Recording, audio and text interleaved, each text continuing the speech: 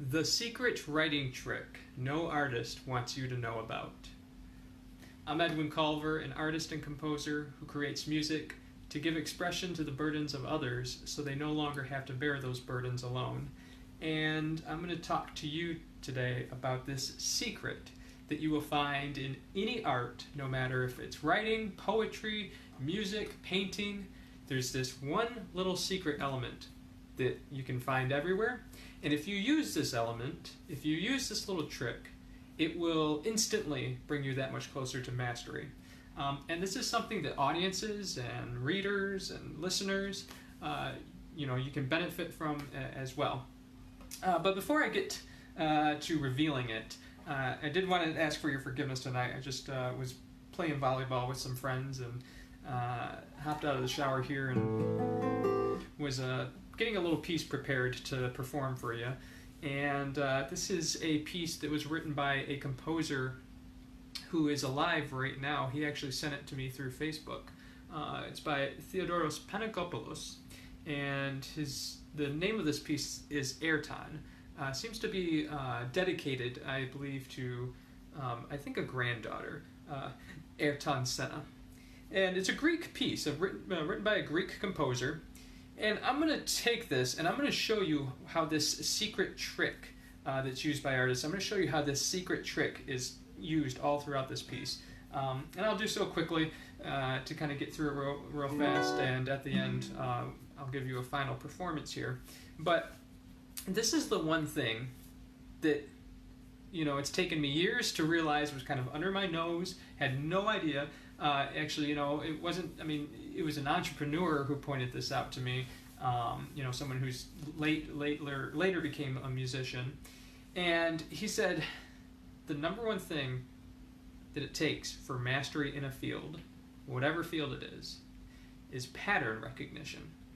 And that's the secret. That's the secret writing trick that no artist wants you to know about, is that they're actually recycling patterns over and over and over again.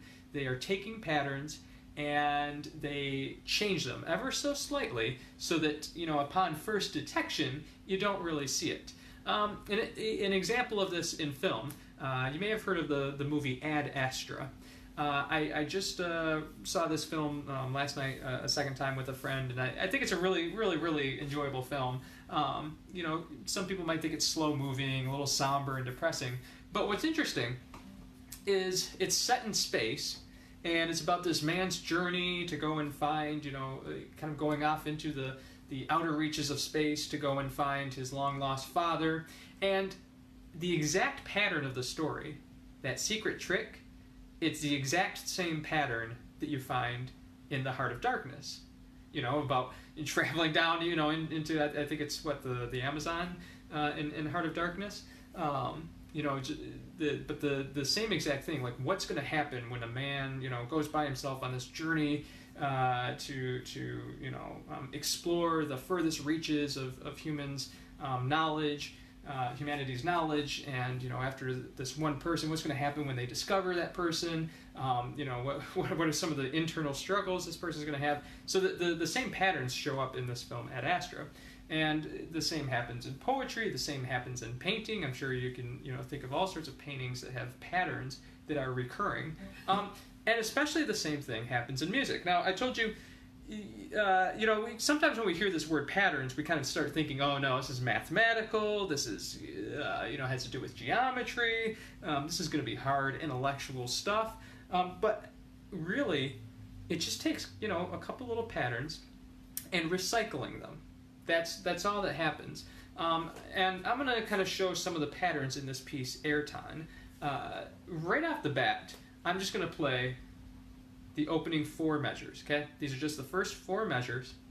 And just take a look and listen if you see a pattern.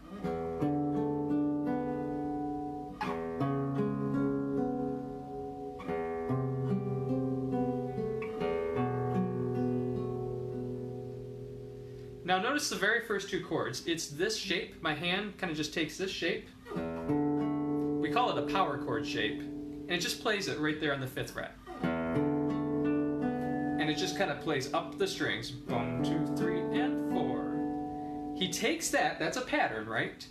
That's a pattern. He takes that pattern and he recycles it, just changes one thing. The only thing he changes is he just slides the left hand 1 fret down. So then you get the exact same pattern, 1 and 2 and 3. But notice it's a little bit of a different context now. And then likewise, we get the exact same thing here. And he adds one little note at the end. Okay? But all he's done is he's recycled this pattern over and over again. Power chord shape.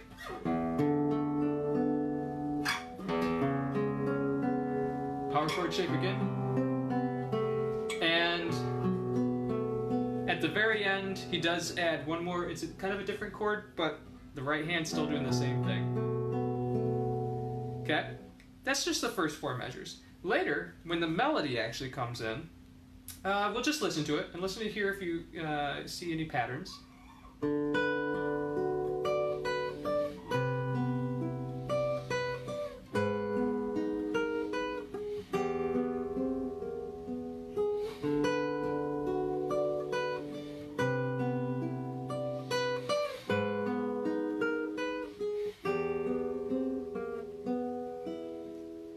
So notice right there, the very top note of that melody is just a B. And that B is just kind of singing out. Dun, dun, bum, bum, dun. Okay, so that's the pattern right there. B, D, B, D, B. And that's going to happen again, but the chord underneath of it's going to change. Okay, so that's where he's recycling it. He's going to play that twice. But on the recycled part, he's just going to add one extra kind of bittersweet dissonant note underneath of it. So here's the first time through. Here comes the bittersweet note. And there's that D, B, D again. And then we're actually going to land on that B, but we're recycling the B, but we're going to add this really kind of gross dissonant note. I think is really gorgeous and lovely. But you're going to land on.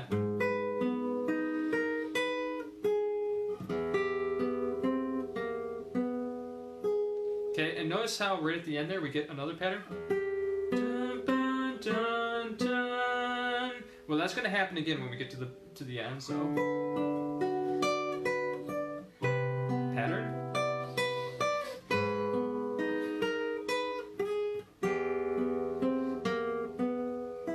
And then we're going to go on. Now right here I want you to notice there's even patterns inside of the patterns. Okay, so we've got this melody up on top. Dun, dun, dun, dun, dun. And then he's going to take that pattern and he's going to shift it down.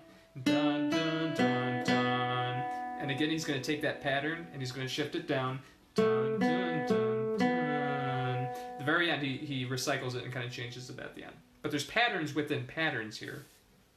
So that's the pattern on top. But in between, you're going to keep getting this little accompaniment. This dun, dun, dun, dun, dun, dun, dun, dun. Okay, so it's just these 2 notes.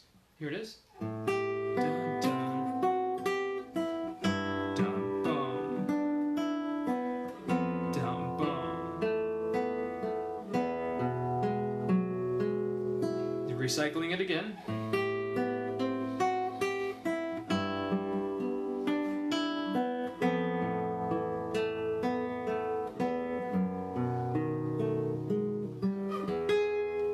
There's some more patterns. We'll talk about that there in a second. But notice how all that composer did, nothing really that fancy at all. He just took that pattern and he just kind of stair steps it. It just kind of keeps descending and falling to the next chord or the next note in line. And that's all he's doing. But it creates this really, really gorgeous effect where your ear, it hears this pattern and it kind of detects that it's the same, but because it keeps falling to a new, kind of area in the in the frequency spectrum, there's enough change that the ear doesn't quite detect that it's a pattern, at least the first time through.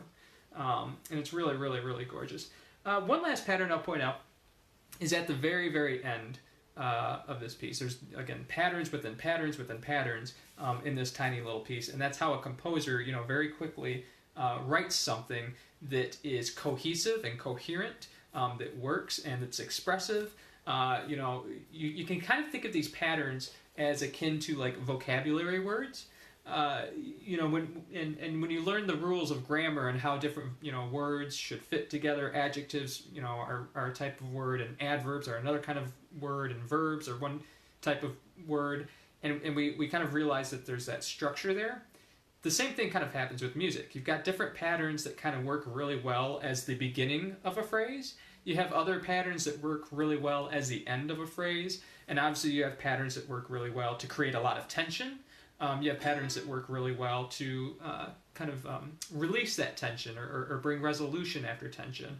And these patterns you can kind of start to lump into categories and kind of think, okay, these are the patterns I'd use at the end of a piece. These are the patterns I'd use at the beginning of a piece. Kind of like, nouns and verbs, and punctuation, capitalization, these sorts of things.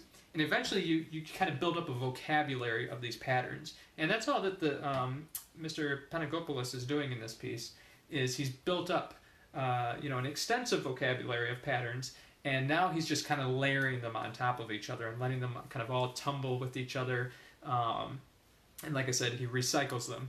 And so it's a very kind of quick shorthand way to write something will work, something will be coherent and will express what you want to do. And again, this occurs in every medium of art that you can think of. It occurs in business. It occurs all over in nature. And that's the secret trick right there, is pattern recognition. So this is the last pattern here.